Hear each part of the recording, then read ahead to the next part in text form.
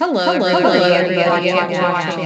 Thank you for tuning in to Dark Horse here on Twitch. We are excited to complete our Guild Wars, the ArenaNet Anniversary Edition book today.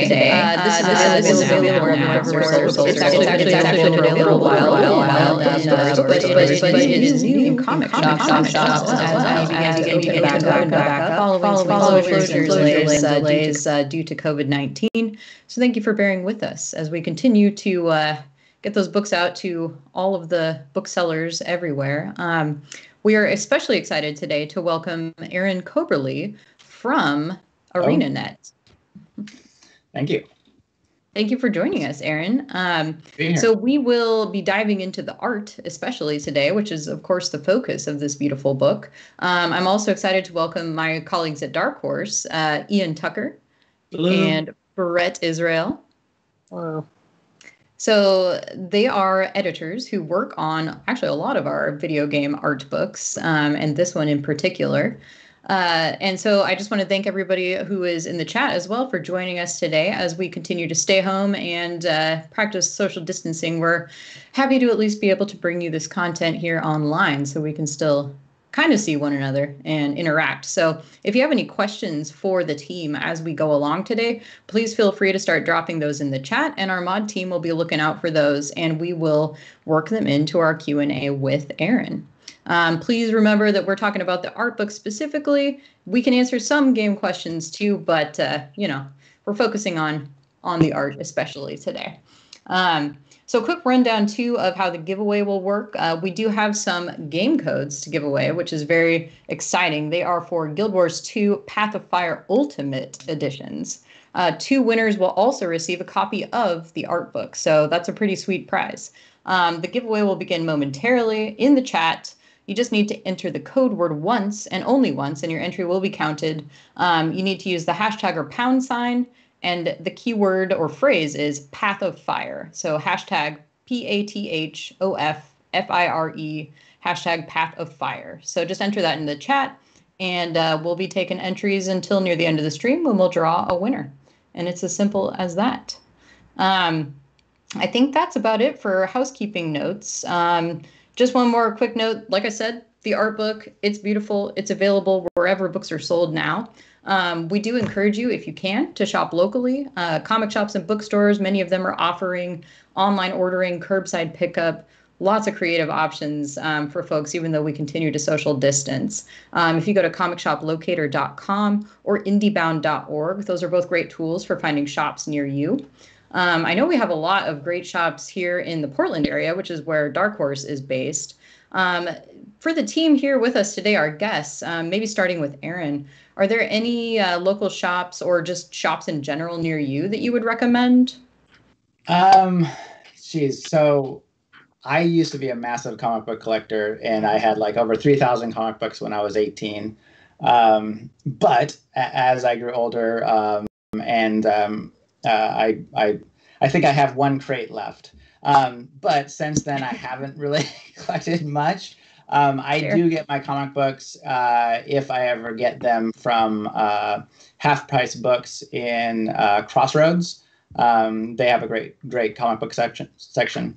But I'm not that well versed in the Seattle comic book store environment that well.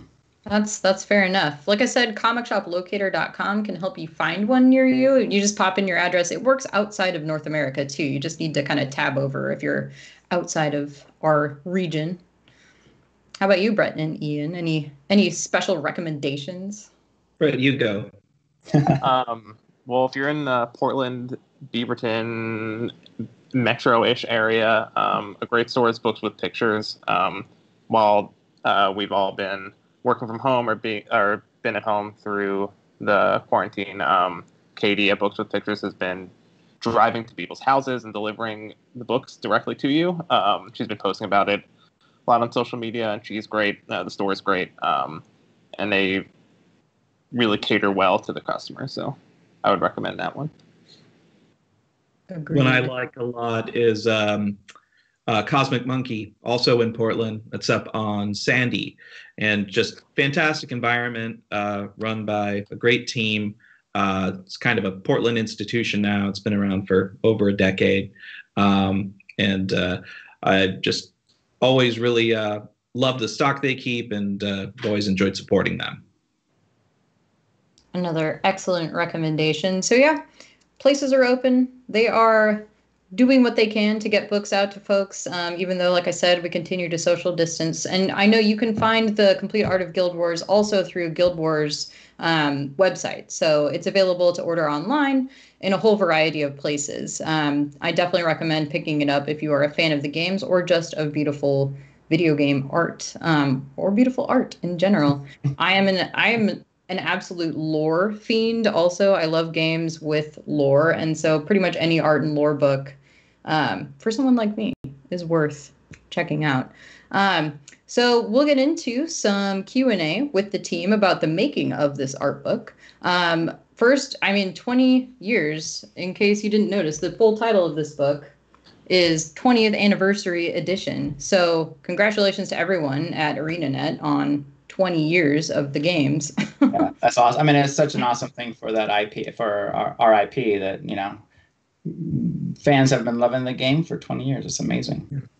And it still continues to grow and develop. And you can kind of see that progression in this book too, which it's really gorgeous. Whether or not you played the early games, I think it's fun to look back and see how characters and environments and just the style has changed over time. Yeah, absolutely. With, I think that one of the things that, so Daniel Dochu was the original art director for Guild Wars, and he's kind of the godfather of Guild Wars art. He put the team together in Prophecies early on. He brought me on, and one of his amazing kind of plans was to create a world that had enough of a foundation of believability and of cultures that we could have artists with multiple styles come in and create amazing things. And then once they get put in the game, because of the being rooted in, like, how is metal forged? Okay, the Char are this, how do they, manufacture things? The Asura, how do they manufacture things? And as long as it fits within those kind of boundaries, we can go crazy. We can do some amazing stuff and let artists be really creative on top of that. We've had, and if you look through the book, there's so many styles going on, but they all fit. And because our world is so big and we have so many cultures within our world, that it allows for that diversity and that creativity.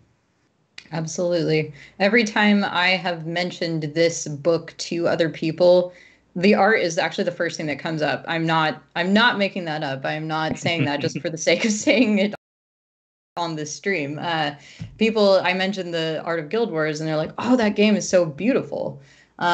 So I think it's absolutely worthy of an art book. And this is somewhat different than our other art books. It's unique. So I'm excited to talk more with you all about how this came together. I guess for a little bit of backstory for those watching at home and for all of us here too, Aaron, can you tell us a little bit about your career path, like how you ended up at ArenaNet? What was your familiarity with the games before joining? It's not necessary, of course, but... I was working at another game company called Surreal. We had just finished a game called Draken. It was the second one, Ancient's Gates. And I was working on The Suffering. And great game, a lot of really cool stuff going on there. But for me personally, I had a newborn son, and I've never really been that big into the horror genre. And one of my duties in that game was creating these cutscenes where the lead character is accused of killing his family and a young son. And I was depicting how that would be. The way you played the game, there were 3 possible outcomes. And so there were cinematics based on those possible outcomes. So I was visualizing those possible outcomes, or, did he do it? Did he not do it? Was it an accident? That kind of thing. And I had a friend that was working at ArenaNet, and I was a massive Diablo fan, kind of a Diablo addict for quite a while. And he told me that this company that he just started at was created by 3 guys who left Blizzard to start their own company. And I was like, oh, that's awesome. And he had been working there for about 1.5 years, and I visited him one time at E3, and he showed me what was going on, and it looked really cool. And then I was kind of looking at getting away from Surreal, just because I didn't want to do the Suffering 2, and not because of the quality of the game. It was a great game, but just the content itself was not something that really really worked with me. And so Daniel Dochu, who I had been friends with, who I'd met through fine art, through life drawing actually, called me up one day and was like, "Hey, I've just I just joined ArenaNet, and we're looking for a character artist. Would you be interested?" So I went over and looked at it, and I was like, "Yeah, yes, I'm on board."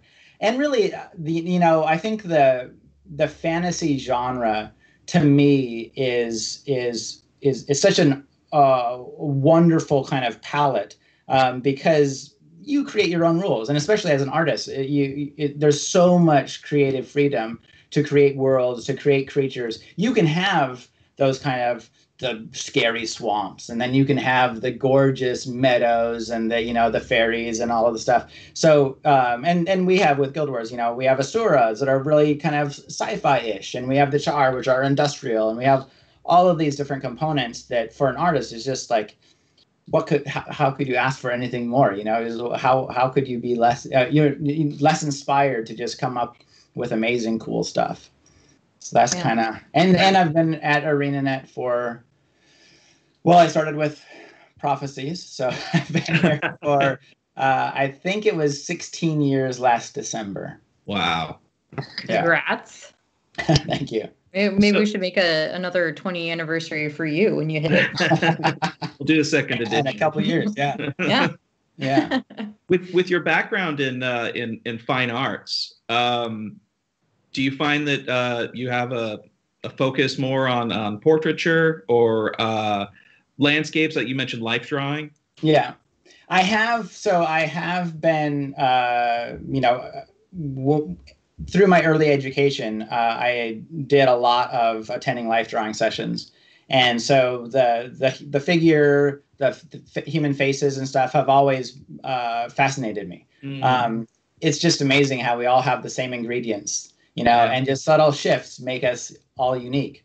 So my background was, up until I think 2.5 years ago when I took over the art director position, I was a character artist.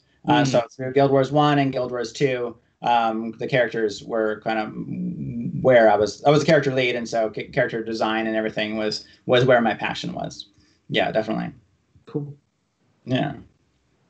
But even with the fine art thing, interpreting the world in a unique way, for me personally, I get enjoyment out of painting anything. I can paint a toilet, I can paint a landscape, I can paint a person. Painting itself and drawing and being creative kind of are enough in itself. Are there any? I was just going to ask if there are any specific artists that come to mind that inspire you.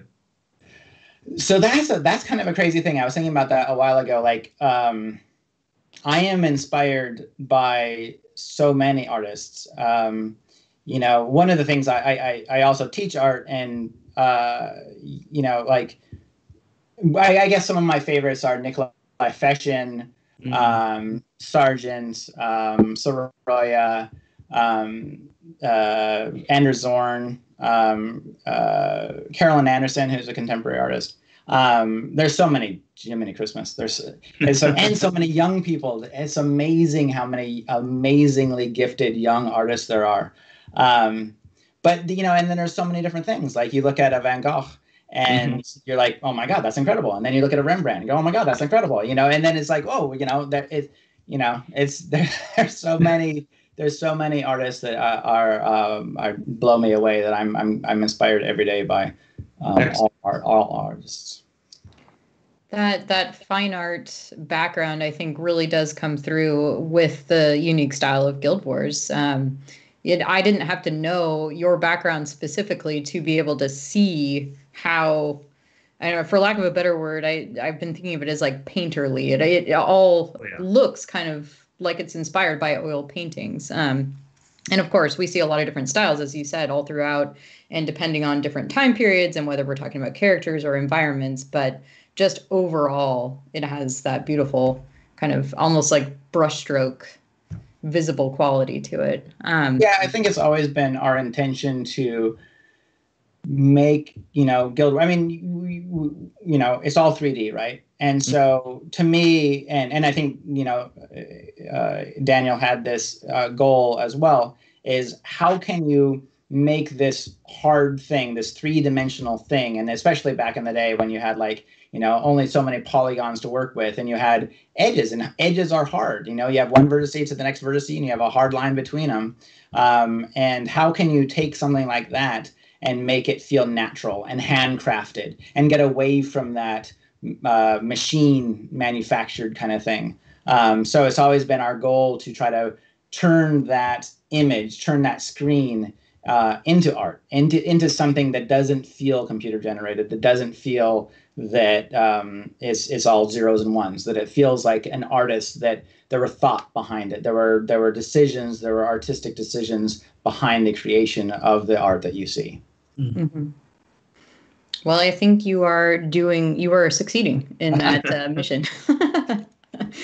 Well, we've got Ian and Brett here too. So let's go through kind of what you do at Dark Horse, and specifically what your roles were working on this book. Sure. So I'm an editor at Dark Horse, and for the last 5 years or so, my primary focus has been on art books celebrating the concept art from video games, and that's across various IP from various publishers and developers. And as an editor, and this is common on many of my projects, and includes Guild Wars, I usually correspond with members of the team from the developer to gather assets for the book, and to come up with a creative vision that represents the IP or the brand for which we're creating the book. And in procuring those assets, each piece of art, we'll get that to one of our very talented in-house designers at Dark Horse, and I'll relay all of the licensor's thoughts, the studio's thoughts, and we'll work together to develop that vision internally. One of the challenges that we often face is we're adapting content that's intended for a digital medium to paper, and one of the things that is easy to overlook is that you're generating or you're adapting content that was intended for a backlit display that's capable of trillions of colors into color on white paper that you have a limited palette. You basically have the combinations of cyan, magenta, and yellow ink. So I work with, again, a very talented team in-house to make sure that those adaptations are all taken care of. And then I go through the approvals process with the team at the developer to make sure that everything's passes muster before it's finally out to the printer. And I work with the Dark Horse marketing teams and sales teams to make sure that they have the information they need to place the book correctly. So I basically manage the project from start to finish as far as Dark Horse goes, and Brett and I both do that together. Hey, Brett. Yeah, I help Ian out on a lot of our game art books as well. Like working as an extra set of eyes for a lot of aspects that Ian previously mentioned, as well as interfacing with a lot of the internal teams and doing a lot of administrative stuff as well. But in addition to the books I work on with Ian, I also have some books that I work on my own, mostly creator-owned comics, but some art books and licensed comics as well.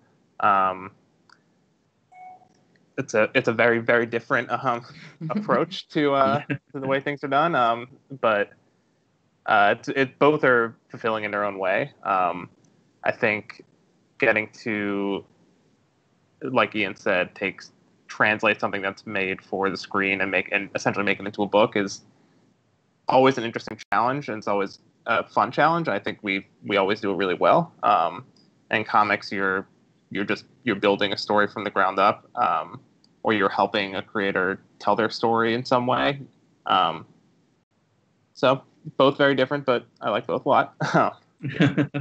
Yeah, these are all really excellent points that I think maybe people at home don't get to see. As Aaron said, so we're starting with art that needs to become sort of a video game without looking too much like just bits of code and drawing you out of the story, I guess. And then we're taking the art that they managed to put together for that video game and make it so beautiful and lifelike, and then bringing it back down to paper once again. Digital comics too, sure, but ultimately it's gone through several transformations. And yeah, the way that these art books are constructed, it does differ quite a bit from book to book. They really are each a piece of art in and of themselves. So props to Brett and Ian and all our designers who work on these things. Did you guys want to shout out any of the Dark Horse design team on this particular book? Sure. So this book was created by Rick DeLuco. He's actually a free agent now. So if anybody wants Rick's work for themselves, they're welcome to hit him up. But yeah, he worked in-house at Dark Horse for a few years. And yeah, we still enjoy working with him from time to time when he's available. So though most of our talent, our design talent is in-house, most of our out-of-house talent are ex-Dark Horse designers in their own right. So freelancing. That's right. Well, that gives me a good window into another thing I wanted to ask Aaron. So can you tell us more about your role at the studio, but also about your team? Who makes up the team that you work with on a regular basis? Yeah, so my role is art director. So my responsibilities are kind of big vision and making sure that the quality control is always at the highest level. Also empowering the artists on the team to do the best work they can do and grow, and then just help facilitate that growth. Help I'll do paint overs and kind of hey, we're going into this area. What's the mood? What's the feel? What's the kind of what do we want to say in this area? Working with narrative and design to kind of visualize that feeling that they want to bring across. The team itself is about 50 people, I think, around there. And one of the things that a lot of people don't really think about when they think about art and video game art, because in this book, this book is amazing, and it really showcases the art not only from a concept point of view, but also the art that kind of inspired what happened in the game. But then when it goes from there into the game, there are so many disciplines that kind of make that happen, that bring it to life. We have animators, we have environment artists, we have prop artists, we have character artists, we have creature artists, we have effects artists, we have technical artists, and UI artists. And each one of those disciplines is essential to making things actually happen in the game. And then that's only the art team. We work with programmers and graphics programmers, tools programmers to make sure that we're actually able to take those elements and turn them into the beauty. The artist just kind of will use programs and sculpt and paint and do all that kind of stuff, but then getting it in the game and getting it rendered, and okay, how are we dealing with depth, and how are we dealing with foliage, and how are we dealing with all of these different components? How are surfaces being treated? That's kind of all with artists working with programmers, and we have a proprietary engine. So making sure that it is all looking good and all being put together in a cohesive way. So there's so many people that are responsible for making the game, what you see on the screen, happen. This is an amazing component of that. But then there are so many other people that bring that to life, bring it from there onto the screen, make it believable, make you care, do all of those kind of things, and making a full game. Mm-hmm. It can be so immersive, and I think these art books give us all a chance to maybe appreciate the art itself more. When you're moving through a game, and it can be quick, and you don't have a lot of time to notice or appreciate everything around you. Although, for the record, I try. I do. I play a lot of RPGs, but especially in an MMO like Guild Wars, things move quickly. And so these art books give us a chance to really highlight and feature individual elements too, like weapon design or character design, costumes, environments. So it's a nice way to appreciate the art, I think, more in full. Yeah, and this is also like the beginning of that ideation stage, right? So, we'll have like, okay, and this is a really cool thing, this art book, because it goes from the 20 years of Guild Wars. So you can see that creative process early on when we were, designing the first characters and the first environments. And then as we went on to, the different games, Nightfall and Factions and everything, and how we were designing those characters and then bringing those into Guild Wars 2 and then taking it that one step further. But yeah, this does a really good job. And the amazing thing, and I think one of the things that I'm really thankful to you guys at Dark Horse for doing all of this is, this is such a small section. So, when we started, when we started getting this idea, and if we have a network at work, a drive that is our concept folder, and I wouldn't even be able to begin to estimate how many images are in there. But then for something like this, okay, well, we have, I don't know how many, 20, 30 to represent, this section or that section, out of however hundreds and hundreds and hundreds that actually were created for that. And that's because so much needs to be thought about and so much needs to be designed, and designing it in 2D versus designing it in 3D. It's just so much quicker to sketch in 2D. You get your ideas. It's kind of like brainstorming. You get your ideas out there, and then you can go, okay, well, a fork. What does a char fork look like? Versus an Asura fork. All of that kind of, you have to think about those kind of things and come up with and spend time. And our concept artists will spend time describing that shape language. What as the Silvari and the Char and all of these cultures, the Norn, have a distinct way that their culture has evolved and a distinct way that they represent themselves. And so, okay, well, what do their barrels look like, and cutlery and tents and belt buckles and all of those kind of things, and how are they unique and how are they different? And then take that a next step further, and then our creature races, centaurs and I can brain. It's hard on the spot. Anyway, yeah, just all of our different living kind of creatures. The script, what are they? What obviously they just use other people's forks, but that even has to be decided. So there's so much that goes into just the thought process of building a world and building the cultures within the world, that this is that essential part of that creative process. So how are we going to make these things unique? How are we going to make them beautiful? How are we going to make them cool? How are we going to make them badass? And this is that stage at which that happens. It's very cool to see that. People in chat are excited about it as well. We are starting to get some questions. How about How about this one? When you have a creative block, Aaron, how do you get through that or around it? I saw that. Be a bulldozer. Don't, just push forward. I think that's the number one thing. If you're feeling like, oh, what am I going to do? Just do, just first thing that comes in your head, do it. I think that's the most important thing. There's never a time, I think that there's a myth with art that there's this inspiration and you're kind of holding on and then, oh, I've got inspired and now I'm going to do this thing. If every artist waited for inspiration, very little art would actually happen.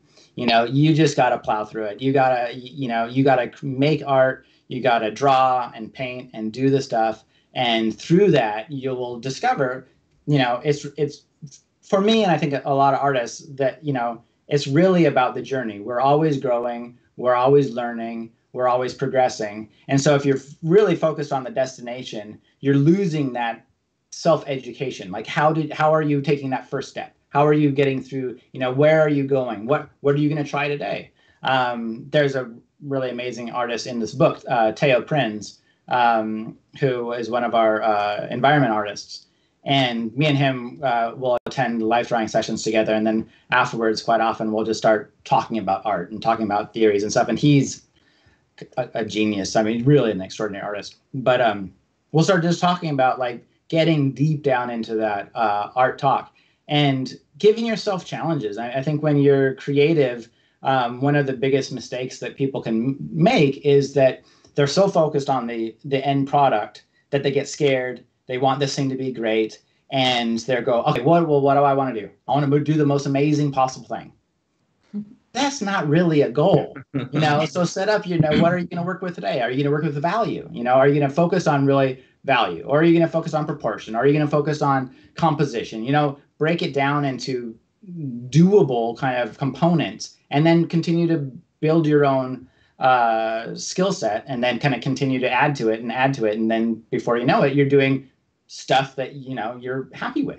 And then you're going, yeah, but I have another 50 years and I'm going to do stuff that I need to be more happy with and more happy with. And you're never satisfied. I think that, as an artist, you enjoy creating, but you never like, oh yeah, I did it. That was it. I'm done. I got it. Throwing in the towel. Yeah. Now that was the best I could ever do. I got it. I've peaked. Yeah. Well, I'm going to save some more chat questions to work in as we go along. Ian and Brett, what do you enjoy most about working on these sorts of video game art books? Gosh, well, I'm a huge fan of video games as a specific form of entertainment and pop culture more broadly and generally. So I feel extremely fortunate to be able to do this kind of thing. If I wasn't working on these kinds of books, I'd just be reading them for fun. And I do still the ones that I don't work on. I've always enjoyed witnessing that iterative process that goes into the art. I like seeing how these concepts can develop from just the roughest sketch into just these lavish, fully realized ideas, and knowing then how they relate to the final product on screen. Again,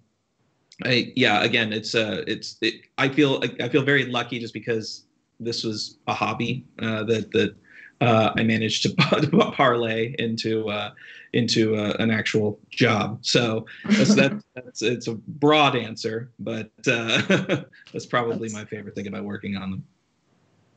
Fair enough. I think I feel similar to Ian's answer as well. I think when it's something like these games that I get into, I have to know like everything about the background as quickly as possible. That's right. And working on these books gives a window into that I would not have otherwise. But I think on like a more granular level, looking at a lot of times when you see just like environments in games, like when you're playing the games, it's hard to look at like what the story is behind the piece. And a lot of, since we're looking at these pieces for so long and laying them out, you're really taking a close look at what's the story behind this character design or this environment even, or something like that. And I think in this Guild Wars book and in a lot of these pieces, you'll see a lot of that story is told through color, and a lot of shadow as well. And you find the locations of the creatures, or even some weapons voices, that where they don't have a voice because they are inanimate objects, or you just looking at a static image, but you could tell what the voice is and like what the drive is just by looking at it. So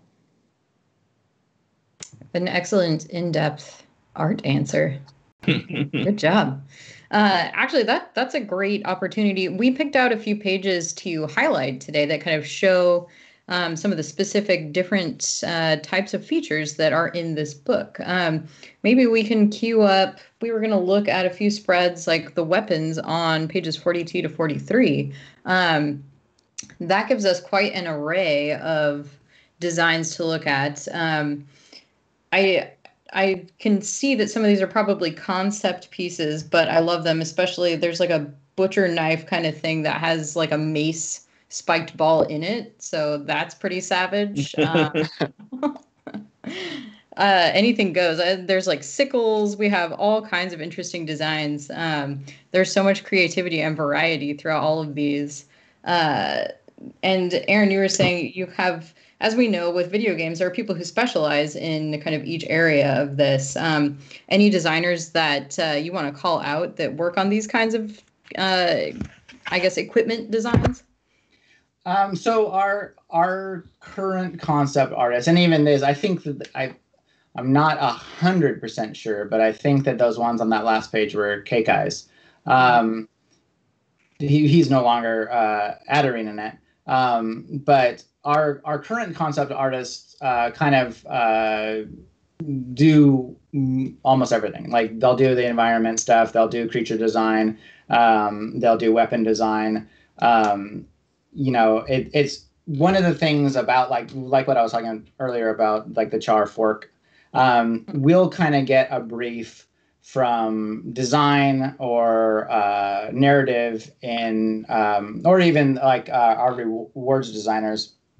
Okay, what do these weapons have to, like, are they, char weapons? Are they kind of these badass, or are they really elegant and ornate, or are they fancy, or are they representing one of the gods, or are they, representing one of our creature races, or is it like an effects, like an elemental lava sword, or there's so many components. So one of the first things that we'll do is just kind of brainstorm ideas on okay, well, we need either a reward armor set or weapon set, or we need this race of creatures to have these weapons. Okay, well, what would a Quaggan greatsword look like? Would they have a greatsword, or a centaur weapon? What would be the materials that they would use? What would be kind of their theme? You look at their culture, you look at kind of their costuming, and it all kind of fits together. And so stuff like this, to be honest, I can't remember exactly. I think, Ian, you mentioned that this one's from Factions. That's correct. So I think that these were probably, Canthan themed, and we're using kind of dragon elements, probably looking into Chinese, maybe Korean kind of weapon stylings, and kind of going, okay, well, how can we turn that into something that would fit within Guild Wars and make it badass? And Keikai, to me, Keikai is the king of badassery. He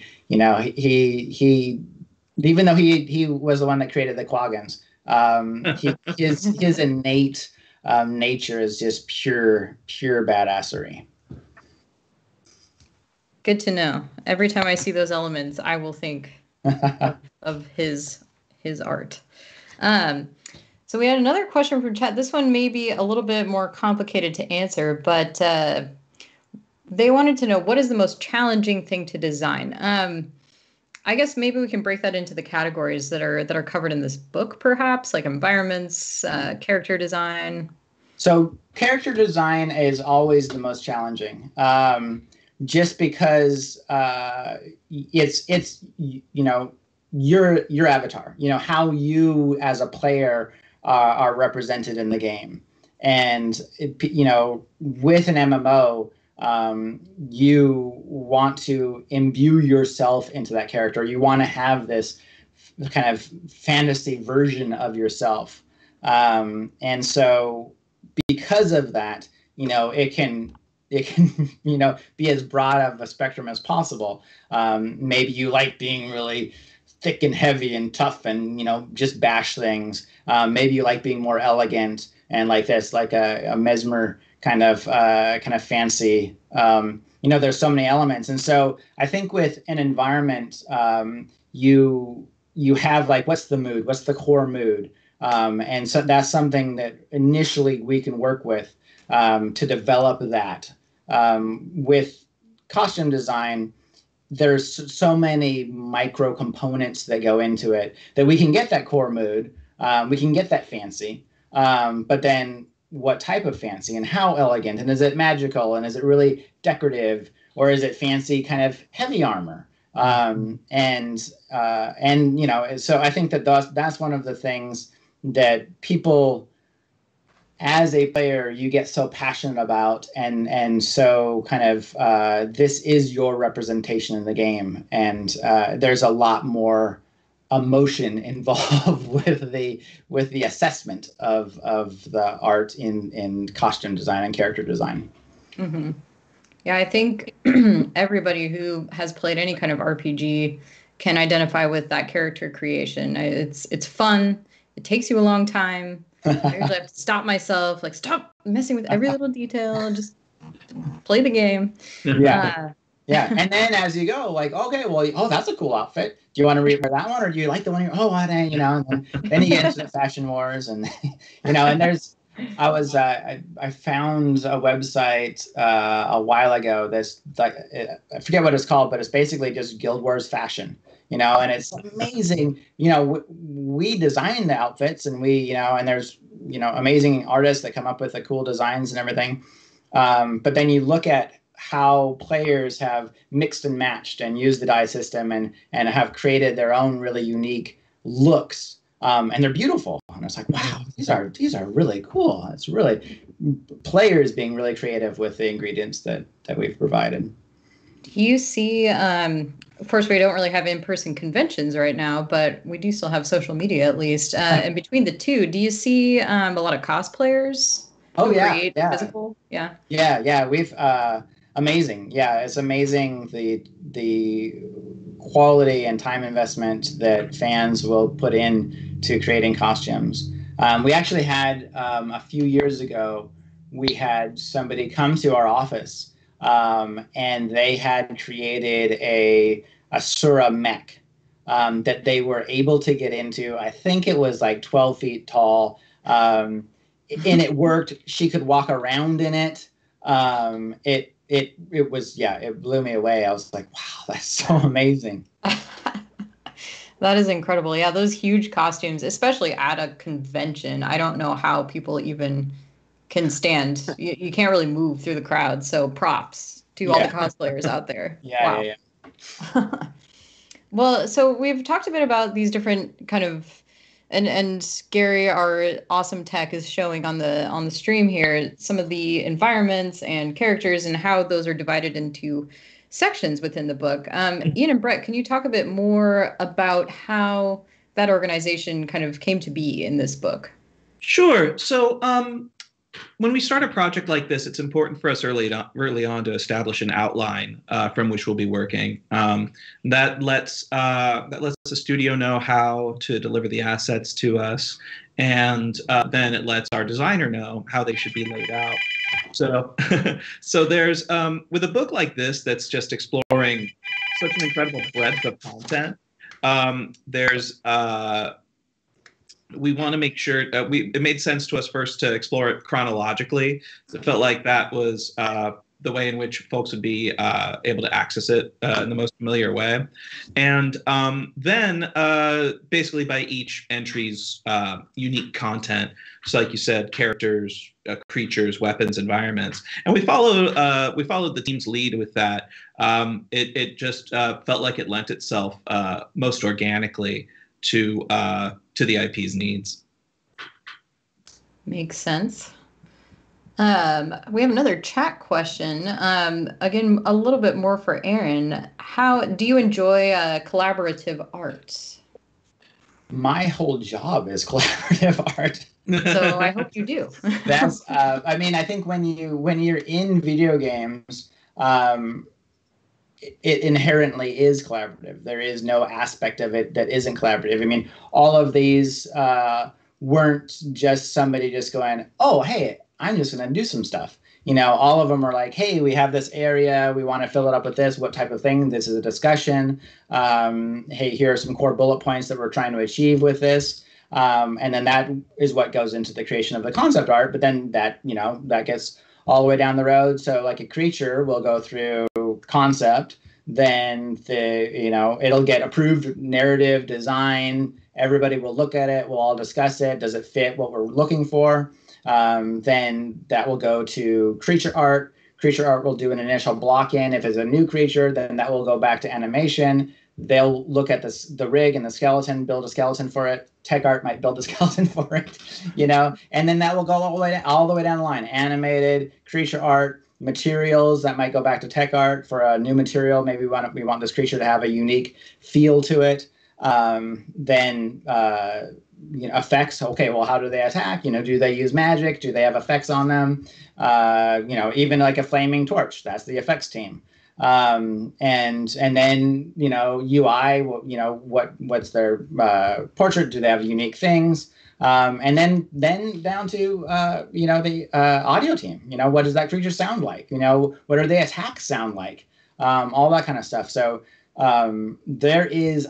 I can't think of one aspect in video game creation that isn't collaborative. Amen. I should two things. One, let me come back to that audio in a moment, but I do want to shout out somebody was drawn as our first winner in the giveaway in chat. Awesome. So congratulations. You won one of our 2 grand prizes, which is a copy of the art book plus a game code. Wow. We will whisper you, or you can whisper us here on Twitch, and we'll get in touch and get your shipping info so we can get you the physical book. The giveaway is still open. You just need to enter once and only once. If you've already typed it in, we've got your entry, but it's hashtag or # Path of Fire, PATHOFFIRE. And we will continue to draw some winners as we continue here. So thank you for participating and entering, everybody who's watching at home.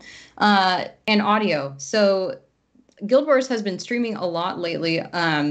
The kind of music and soundtracks from recent episodes, and it's fantastic. I've put it on just as background music a few times, and we've been hosting some of the live streams here as we lead up to this stream to kind of help people realize that we're working together and we're going to do the stream today. So the music is beautiful. It really adds to that artistic environment. Yeah. I agree, and the music or audio is similar to the art thing, where you'll hear those things, right? And you're like, oh, that's really beautiful. And then, but the audio team, like, they're responsible for the crackle of the flames and the fire, and every single sound in the game has to be created. And they'll the audio team, they've put up blog posts before. But they'll travel all over. They were able to go down to one of the out of commission nuclear plants down in southern Washington, and able to go down in there and actually record sounds, like what happens if you bang a pipe with a metal wrench inside this big thing, and what does that sound like? And so they're always going out and about and finding new sounds and new ways. They had they created this ball of I think it was wrapped. It was a towel wrapped in chain, dipped in kerosene, I think. And then they set up this whole rig where they had microphones in a circle. And so I think somebody stood in the middle of the circle and lit it on fire and swung around. And so all of the microphones were creating that 3-dimensional sound. And for one of our skill effects. So there's so many. Yeah, you have the gorgeous, the music and the soundtrack stuff, and then all of the other components that go into audio and video games. I think I just found my true calling. I think I need to become an audio. I love that. I watched a documentary recently talking about how people used to do things just like that to come up with the sounds played in the background of radio plays. Very similar. Yeah. Very similar. Very creative. Foley artistry is fascinating. Yeah. And here I am just trying to make sure I get a good microphone set up for streaming. I got a lot of microphones lying around.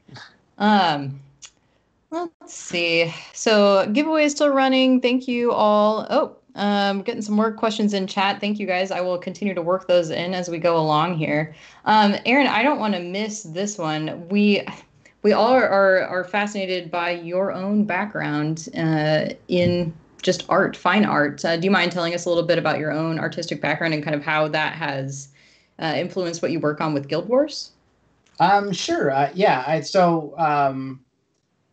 The components of creativity, and I think that they go beyond like painting or drawing. I think that, in music you have composition, and what, architectural design you have. So there's core fundamentals that really are across the spectrum.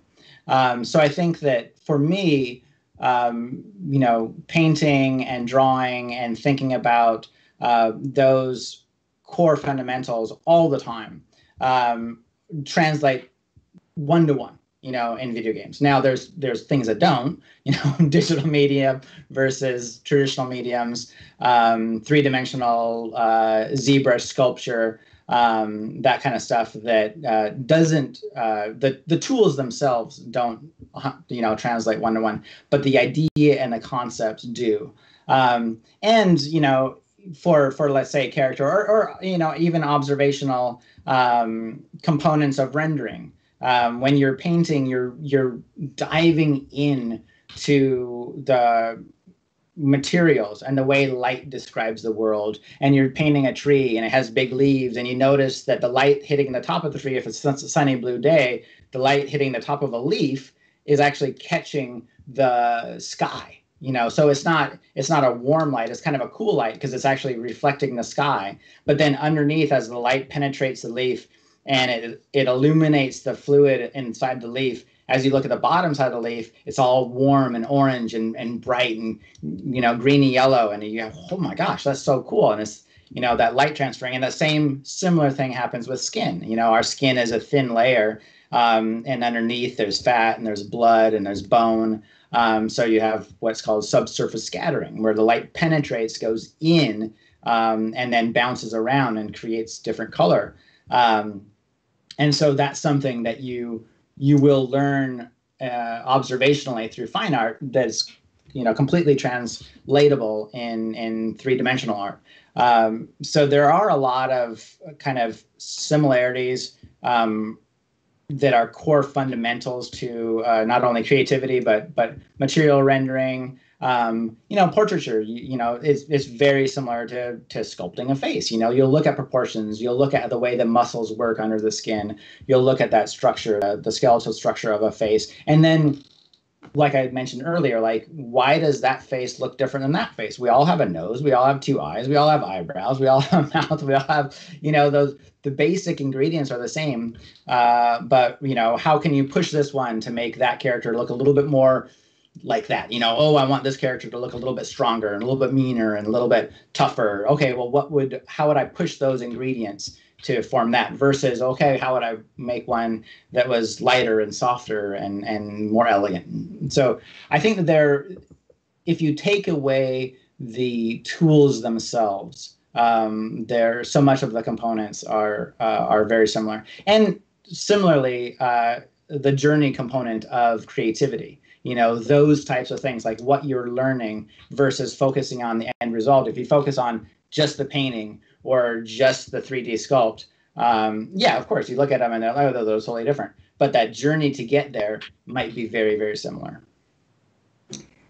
Thank you. This is such a fascinating process to hear kind of iterated out loud. And it's what I think Ian and Brett and our other editors do a great job of trying to show with these kinds of books. It's kind of showing rather than telling, but it's wonderful to hear kind of how your background and your environmental influences really all shape your work. And folks, this is the amount of detail that is behind every little element in all these video games that we play.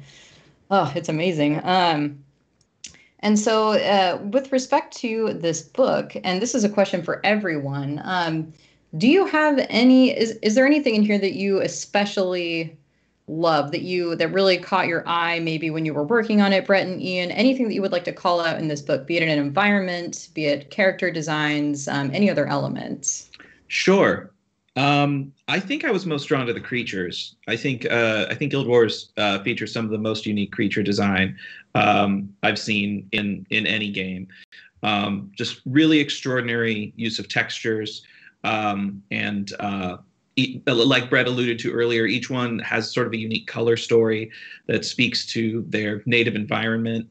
As extraordinary as all of the work is, I think the creatures really, really grabbed my attention.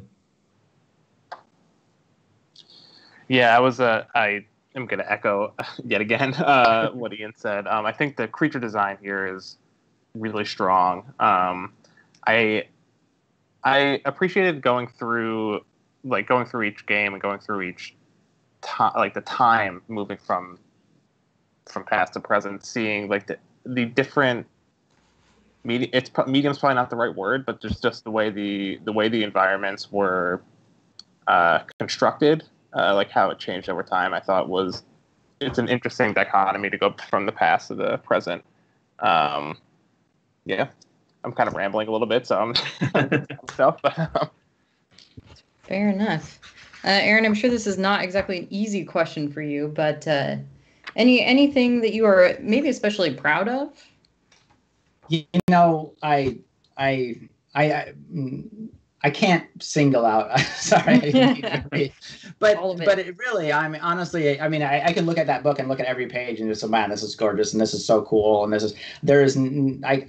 I couldn't pick one page or one theme or any kind of single component of the book and go, oh yeah, that's definitely my favorite, you know, or that was definitely something special. I think that you know, you look through the book and there's so many amazing artists featured in the book. And there's so much just amazing art in the book that I can't answer that question. That's fair the whole enough. thing, everything, the book itself. Hey, there you go. That's probably for the best, considering how collaborative your process is, and you don't want to upset anybody, leaving anyone out or singling anyone out, maybe.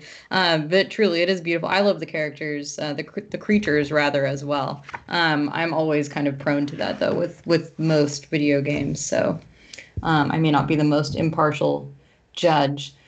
We have drawn a second winner. So our first winner, just to shout them out, Chu Says Hey at CHU_SAYS_HEY. So that was our first winner. You were drawn as one of our 2 grand prize recipients, and the second one was just drawn. They also will win a copy of the art book as well as a game code for Path of Fire Ultimate Edition. That is Dominiki_S.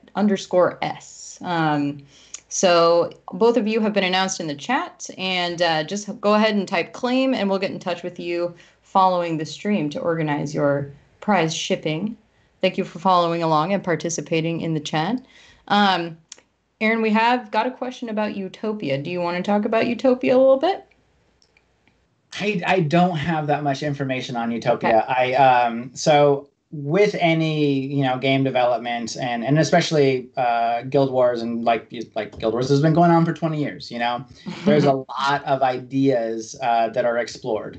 That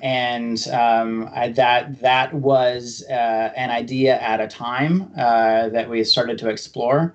That's as far, all I know is, some of the concept art and some of the ideas that were starting to, okay, what could this look like and what could this look like?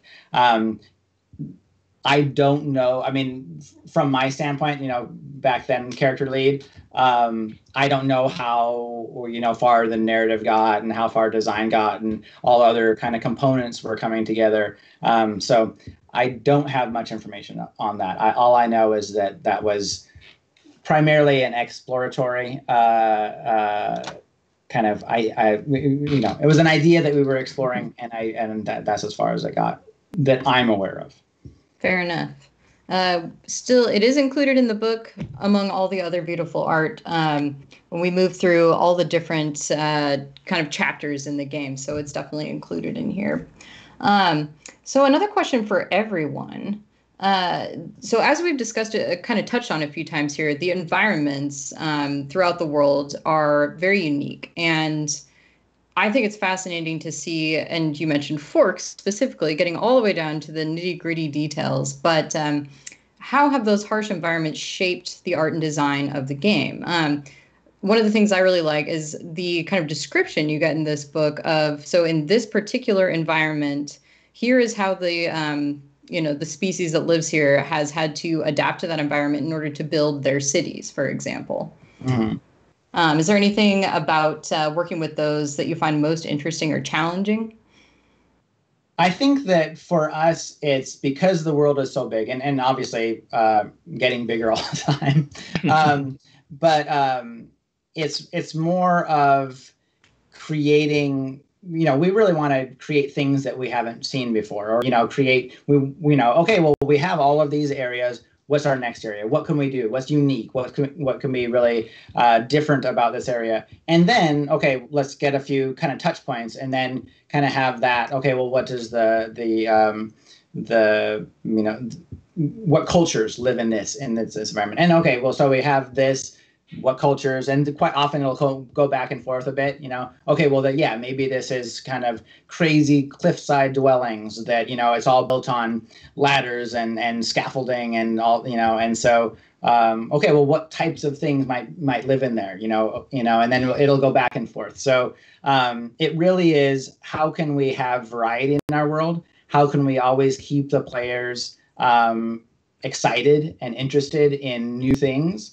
And then how can we take those new things and ground them into believability?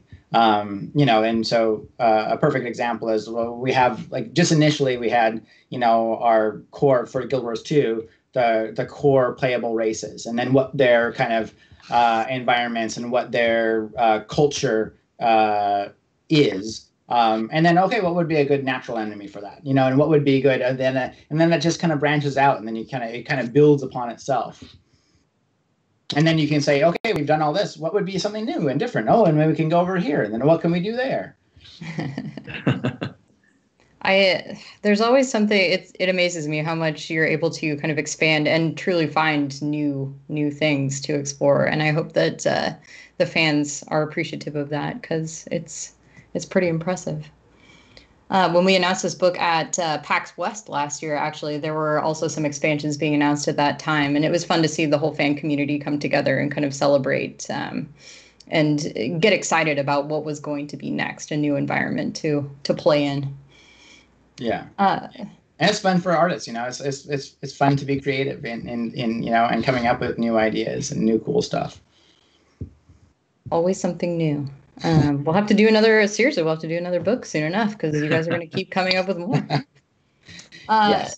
So another question for everybody, and we'll go through a few more questions and then wrap up. So if anybody in chat wants to ask anything else about the art and about this book specifically, please go ahead.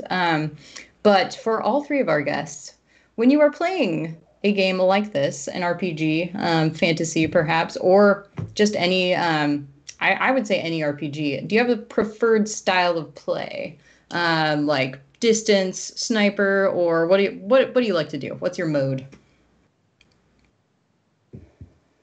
Aaron, why don't you start us off? Okay. I like just being a big brawler. I like just being a tank and hitting things. I was a whirlwind barbarian in Diablo 2. Obviously, throughout Diablo 2, I tried all the different ones. But that was kind of my go-to. I just like to get in there and pound on things primarily. Yeah.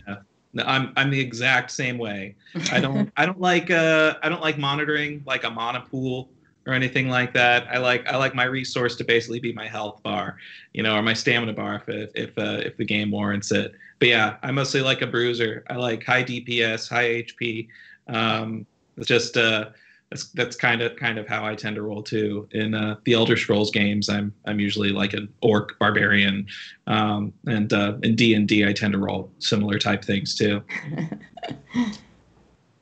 Yeah, I mean, this is a little bit boring, but I'm going to echo a little bit. But I think especially in tabletop games, like in D&D, I try really hard to like branch out and try other things. Like I really want to play as a caster. I want to have a little bit more step back. But inevitably, I always just end up doing the same thing anyway. Whether in a video game or in a tabletop game, it just doesn't matter. Apparently, I just have to be running into people all the time. That's really interesting, and I unfortunately feel like we're sort of like reinforcing some sort of gender stereotype right now. But I'm kind of the opposite. Like I don't usually play a close-up melee charge in kind of character. I like to play it interests me to kind of learn the different magic systems if there's magic, or I actually do end up playing kind of a rogue, or depending on the game, whatever that type of class might be. I like to sneak. I don't like to be surprised by enemies. I like to surprise them. And that tends to be the case even with tabletop games. But as similar to Brett, I like to try playing different things. And I will try different classes. When I really love a game, I'll usually play through it as each one at some point. Let's see. We announced rather, another giveaway entrant. So congratulations. We're going to draw 2 more in the stream. Sammy Viking is the first. You win a game code for Path of Fire Ultimate. So congratulations. And the following 2, we've just drawn 1 more. It's Elite 3773. They will also win a copy of the Path of Fire Ultimate Edition. And we'll draw 1 more before we conclude our session today. And that'll be it for the game codes. So while everyone has been staying home during the pandemic, we've been able to do these kinds of streams. And thank you all for joining us, both our guests and our followers in the chat and on Twitch. I know Twitch is a little bit new for some folks, but probably not as new for Guild Wars players. But thanks for those who have been kind of adapting with the times, as we all have been. My question for our guest today is, during this time, have you been playing a lot of games? Have you stepped up your gameplay? Has it helped you kind of feel connected to others, especially through an MMO like Guild Wars? Why don't you start us again, Aaron? Okay. So for me personally, working from home and being involved in meetings and basically sitting at my desk and staring at a 1 foot by 1 foot space on my screen for 8 hours straight, it's really important for me just to get out of the house, go for a walk around the block, get away from the computer for a while. So, aside from Guild Wars, I've been trying to distance myself from the computer, just in that, when you're at work, you're walking to meetings, you're walking to lunch, you're doing, you're getting away from the computer more. And in this environment, I'll find myself, being in front of the computer quite a bit more than I ever have before. So, yeah, for me, it's more getting away from the computer. Yeah. Fair. I'm admittedly more of a console gamer, so I feel like that's my excuse. I'm not in front of a computer, but I'm 6 feet away from a TV. Yeah, I have been playing some games. Animal Crossing has been a real lifesaver for me. It's not only can you interact with your own little virtual community, but you can interact with actual friends who are also playing the game, and just the cultural impact of that game has been sort of stupendous. It's interesting to see all the memes erupting around it, and kind of helps you feel like part of a larger community as a result. So that's kind of been my go-to actually over the last several weeks. That's a good call out. Everyone's into Animal Crossing. Yeah, for sure. I'm also a little bit of a console gamer as well, but since this has started, the work from home stuff has started, it's been more of just playing games in general. I'm very, very bad at most games, so I don't really play online a lot because I would be probably pretty shameful. But I mean, if anyone wants to play me in NHL, that one, I would never have guessed. Yeah. How about Arena? I have some feelings about Arena. All right, we won't go there.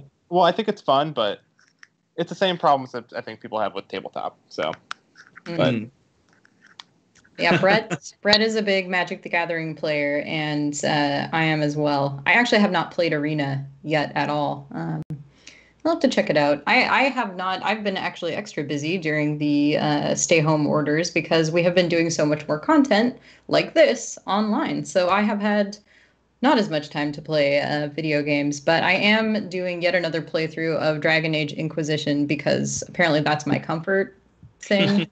So I don't know. I don't want to talk about which one I'm on, which playthrough I'm on at this point, but that's a perennial one for me.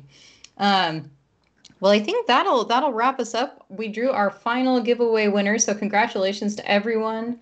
The final winner was Sticky Tar Squid. That's a good name, even though it's hard for me to say it right now. So congrats. Thank you, everybody. We'll get in touch with you via Whisper private message here on Twitch and connect with you via email to take care of all of those prizes. Thank you again to Brett, Ian, and Aaron, especially for joining us today. Thanks for taking the time to do a little stream with us. Thanks for having me. I hope everybody has enjoyed this deep dive into the art of Guild Wars. It's beautiful. This art book is an excellent collection. It's really art focused. So please check it out. It's available digitally as well as physically. Check out comicshoplocator.com or indiebound.org to help find shops near you. If you can, shop local. A lot of places are offering curbside pickup and online orders and things like that right now. I also want to shout out the whole team at Guild Wars and ArenaNet. Thank you so much for working with us both on this book and helping to put the stream together. It's thanks to them that we've got those game codes for you. So major props for that donation. And I want to call out the Icebrood Saga Episode 3 No Quarter, launched yesterday, or 2 days ago, I guess, at this point. So that launched this week. How about that? That's on the Guild Wars channels. So pop over and check that out. And we'll be back next week on Wednesdays as usual. We have some more fun surprises coming up for you guys. So we'll announce our schedule on Monday as usual. So stay tuned for some exciting new content from both Dark Horse and Guild Wars. And a final reminder, yes, the recording of this will be available here on Twitch following the conclusion of the stream today. We will also have a VOD, a video on demand, available later on our YouTube with captions. So I'll announce when that happens. Stay tuned to Dark Horse social media to see more about when that launches. And with that, thank you again to all our guests. Thank you, Aaron. Thanks, Kara. Thank you. thank you. Thank you, Ian, and thank you, Brett. And thank you, everybody at home. Have a good rest of your day, whatever time it is for you. Bye, everybody. See ya. Thank you.